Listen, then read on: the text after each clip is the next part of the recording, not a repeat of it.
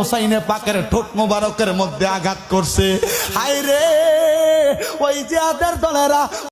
সুপ্রিয় দর্শক, আপনারা ভিডিওটা দেখুন এবং আপনার মতামতটি কমেন্ট বক্সে জানিয়ে যাবেন। ওই আদিদের দলেরা কেমনে নবীর বংশের মুখ মুবারকে আঘাত করছে রে। যে হুসাইন হবে জান্নাতের যুবকদের সর্দার, ওই হুসাইনে পাককে কষ্ট করা হয়। আপনি তো জানেন কুফার ময়দানে গেলে এজিদের দলেরা আপনাকে কতল করে ফেলবে, আপনার গলার মধ্যে তরবারি চালাইবো।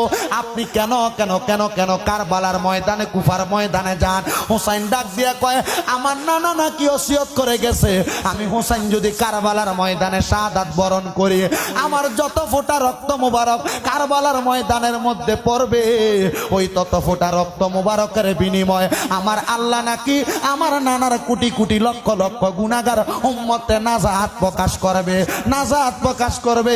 এখন আপনারা বলেন যে হুসাইনে পাকের রক্ত মুবারকের বিনিময় নবীজির উম্মতদেরকে নাজাত দেওয়া হবে। আমরা সবাই